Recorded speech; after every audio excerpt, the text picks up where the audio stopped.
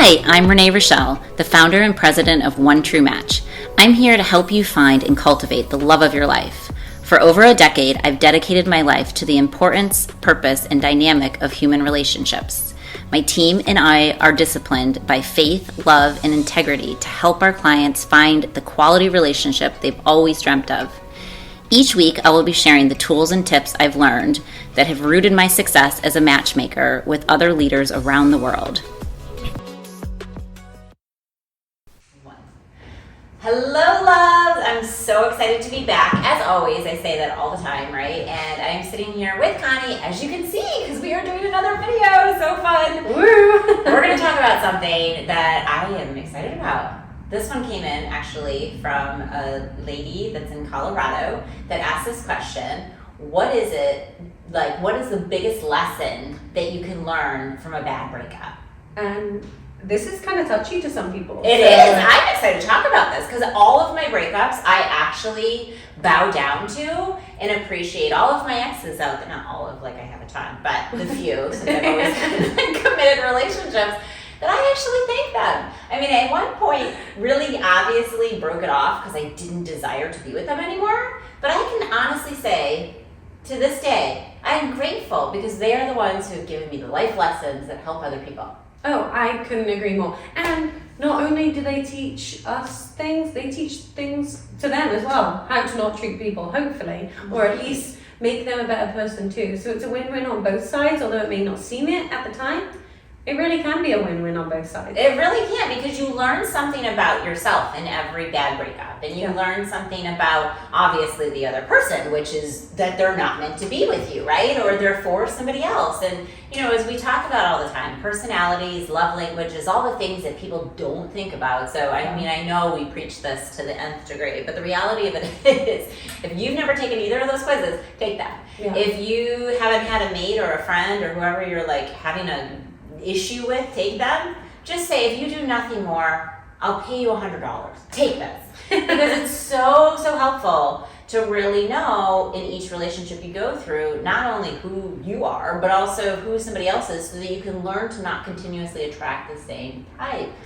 When people come to us and say, oh, it's not my type. Well, guess what? It's for a reason. Like, I sound sarcastic there, but I'm really being serious. Like, no, it's stop dating people that are the exact same type as you. Like, if you're in this repetitive pattern of, oh, my ex is like him, but he's different. No, you're falling in the same mousetrap again and again. Well, I mean, we're creatures of habit, yes. Right? So, like, the reality of it is we're going to continuously do the same thing over and over and over and over and over again. How many times are you going to hit your head up against the wall and keep getting into the same relationships? Why is it that we continuously attract the same people? And why is it that people are still single and alone today?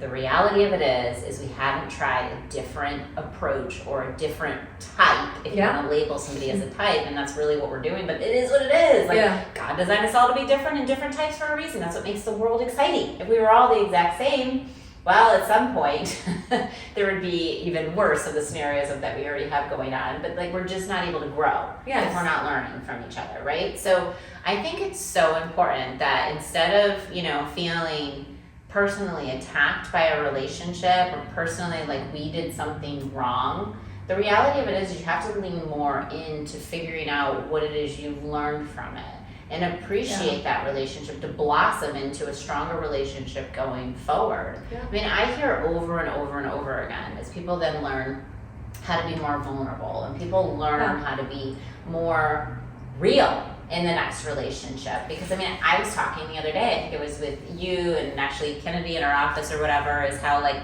in your younger years you try to, like in your 20s, I was just trying to like keep up with the Joneses and be whatever somebody else wanted me to be. And and if anybody knows me or hears my stories, I've always dated a little bit older because I'm like wiser, more mature, they can teach me things, right? And so like I was just trying to fit into somebody else's world, you know? In your 30s, I was also like, okay, I've got to focus on like family, kids, like that's the next clip. All those things are twisted. Yeah, because at the end of the day, they're putting yourself under pressure, and a lot of the time under a time pressure, especially as females. I mean, we talk about this before, we've talked about it again and again. Women then get in their 30s and will accept either the losers that they've been with before, I hate to say it, but it's true. So true. Or the people who are just like their exes, and that just because either a biological clock is ticking or the clock in their mind that I have to be a wife, I have to be that perfect person, right? It's so true. And then I think, obviously being the age demographic that I'm in now in my 40s, I know who I am, I know what I want, and you can be that person. And I think the reality of it is like those, because we're talking about bad relationships that have gone south, right? That was the original topic that kind of came into us. And all of us are going to have a bad relationship. Like, we're not here to say... Well, here's the trick. Everybody says, all of us, but here's the thing. Other people are too afraid to even jump in the water of having a relationship. And now, you're a Christian matchmaking firm, so I understand. You should never just date to just date to date. You want to date with intention and a purpose. However, you actually have to try, right? You have to try to get yourself out there. And we talk to people that have never been in a relationship before, and they're like in their 30s. Or never been on a single date. And I know it might seem scary, and it might be like, oh my goodness, it's my first date ever. Or awkward. Yeah, we get it. But say yes, go out to dinner. Even just going out to dinner with the opposite sex when you have not dated before, teach you a whole lot of things. It does. Like, I mean, one of the things obviously is being matchmakers that we try to explain to people every day is the most valuable, priceless gift we can give any client or any match or any human in this dating world of craziness that it is today is that feedback. Yeah. And so none of us actually know what we're like dating. We don't. You don't. As much as you maybe think you do, unless you have a matchmaker there that's getting feedback on both sides, and all you have is your own side. Yeah, and this is why I say shameless plug every time. This is the advantages of having a matchmaker, because you do not know what it's like to be in the dating world. And so many people will only be with us for a couple weeks, and they're like matched, gone, flown their wings, and they're like, all I really needed to know was how I was on a date. I needed a few tweaks, and I was ready to meet that person. And typically it's like the littlest thing, like either the lack of confidence, or they didn't really know you were supposed to do this, or you weren't supposed to do that, or you weren't supposed to, and again, like we always say, there's no really, there are tips, not rules to dating. And everyone is different, so that's why we say they're tips, not rules, because when people say, what are the rules of dating, I hate that question. Because at the end of the day, everybody's a little bit different. Mind your manners, be polite, be respectful, and always chivalry. Classic and old-fashioned, as we said in our last podcast we were talking about. It will never die. Yes. It will never die. As old and wiser as we all get, that will never die. So stay classy, stay, all these things. And the reality of it is you've got to get experience. You really have to get experience to truly not only do that for your future mate, so that you are your best version of yourself. And that's part of the, I would say, experience phase that everybody has to go through, good, bad, and ugly. And if you don't have any relationship that you've got experience in, then what do you have to offer someone? Yeah, and like you said earlier, your biggest lessons of relationships, marriage, makes you the person of who you are today, is from your exes. And maybe that might hurt. Maybe you're listening to this and you're newly broken up and it really stings to talk about something, your ex, in a positive light. But it truly does. If it teaches you one thing, it teaches that you do not need that kind of person in your life. And it sounds simple, but it really is. And I think it's so important too. I always say, forgiveness. So as a Christian, obviously, we are trained to forgive, right? And a lot of people will say, oh, I've forgiven, I'm just not going to forget. Well, that's not actually forgiving. Part of forgiveness is truly, I'll never forget. Some people know my story and some don't, being in, all different types of relationships. I would say the narcissistic relationship was probably the hardest one to forgive. But at the end of the day, I finally got to a point where not only did I pray that prayer every day, and not only did I ask to please let this venom and anger get out of my entire being. That's so difficult because it just it's in you. It's like a cancer inside of you. When you're in that relationship and you've just been beaten up, and once you actually get to the point where you realize that's what's happened, then you beat yourself up to think, how am I so stupid? How did I become a victim of something that I think I'm a highly intelligent person? And you beat yourself up and you beat yourself up and you beat yourself up. But when you learn to actually pray, here's the trick in that situation. You actually pray for that other person. Yeah. And not just for you to be healed, but you start actually praying, and it sounds insane, but for that other person to say, Lord, please help them. It's like a release of literally now you are realizing it's not your fault, it is not your like situation. Yeah. And then you actually kind of shifted to say, well, thank God I'm not. Thank you, Lord, for giving me the know-with-all for who I am as a human, to be able to not be that person. And I am now free to see that. I am now free and I'm blessed that I will never be in that situation again. Instead of being bitter, angry, and feeling like it was you. I would say, why would you waste your energy? Like your anger, like, I mean, we all know if we're angry, annoyed, sad, that's a heck of a lot of energy. And why would you give that person that? Like, right. Like then they're winning. Yes, they're winning, and that's what they want to do, is control you, and they want to be and continue to control you. Yes, and like you're letting that happen, right? If you're not just thinking, "Hey, I'm going to teach this," and of course, we don't expect healing to come overnight, and especially when it comes to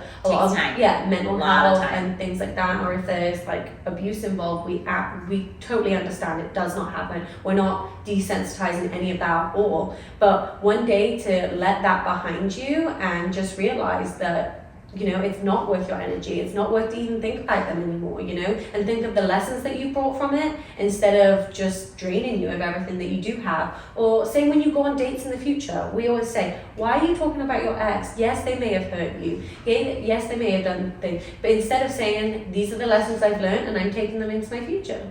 Yeah, which is such a positive way of deflecting or answering, however you want to say it, that question. And I think so many times, you know, I mean, this is just such a good point when you're out there dating or you're looking for that person or you're asked a question, is to really like think about your answer before you go on these dates. I mean, if you're single, you know you're going to get asked questions.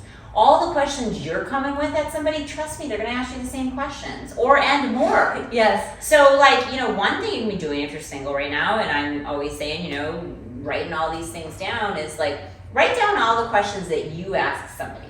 Because it'll really make you think. Yeah. And then add on like 5 or 6 more questions that are just kind of like random but big topic questions. Like pretend like you are like on the podium right now and you are asked by the world these questions, whatever it is, and like actually think about what your answers would be before you go on these dates, because so many times we hear people get tongue-tied or they share too much information, or we're like, I thought we told you, like, talk about religion, because why? You both are Christians. Like, we know we have that completely on the same, like, equally yoked scenario. Like, that's what we do, you know, and obviously in this case, but you know, I mean, talk about things that show passion and excitement and everything else, but like, think about your answers. So like, instead of being like Connie was saying, this relationship was awful, and you get into all the nitty gritty details. Do not do that, because it still looks like you're in love with that ex. Like, as much as you may not be, it's a really ugly thing to do on a date. They're like, they talked about their ex the whole time. Immediately the other person says, they're still in love with their ex. Right. Because they talk about them. Right. And so you should forget those details. As you grow and heal from that, pray for yourself, pray for that person, ask for God to direct you in the right direction of what you want in the future. Talk about your goals. We just did a podcast on that. Like, talk about all the things that like you want a loving person. Guess what? You put that out there and that will come, and then have that exact, you know, like, I learned so much from this relationship, and though it didn't work out after 7.5 years or 10 years or whatever, I don't know, 3 years, 5 years, whatever your situation is, say, but I am a better person today, and now I know this is what I want. Wow. Yeah. It's like mind-blowing how sexy that is, because you know what? You're showing that you're not that person that attacks people, you're not that person that hasn't healed from it, and you're not somebody that like carries stuffed emotions that can't be vulnerable to open up and actually like connect with somebody, because so many people I think have that shield, and that's why they're still single today, because they haven't actually dealt with the things that hurt them in the past, right? Absolutely. And I know we're coming close to an end, but what would you say, and maybe this is a little personal, but what would you say your biggest lesson is from an ex, like positively? I know we've talked a lot about how to heal from it, but what would you say? Ooh, I feel like I'm under the gun. Now we have like a minute left. What would be the best lesson that I've ever learned? Let's see. That I am worthy and deserve to be adored. It's just finding that person. It's finding that compatible person that literally cherishes every minute of who you are. In return, you feel the same exact way. Like, it's so important that I think we try to so many times put a round peg in a square hole, and we're like attracted and we're like missing those points. But like, I would say today, the most powerful word to me is like somebody that just adores all of me for who I am, and like you feel that same way towards somebody else. So I couldn't agree more. I think that's great. Thanks. So we hope when you are out there dating and finding the love of your life, or you are in the relationships you're in, of course we're all about communication and conversations so that you can evolve into the right relationship that God has built you and designed you to be in, so that you can make the world a better place together with the right person. So don't settle for less than the best, obviously, and make sure you're asking all the right questions, and you know who you are.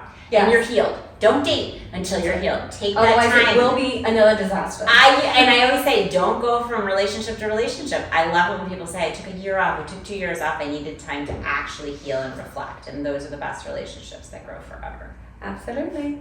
All right, well, we hope you enjoyed this talk and you learned a lot, and we can't wait for our next topic to talk about. Bye. Have a blessed day. Bye.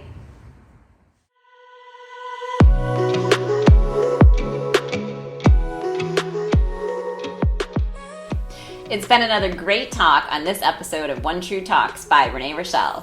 I look forward to our next chat. Please write in your questions and comments so I can be sure to talk about whatever it is you want to discuss in our next upcoming episode. Lots of love. God bless. XOXO.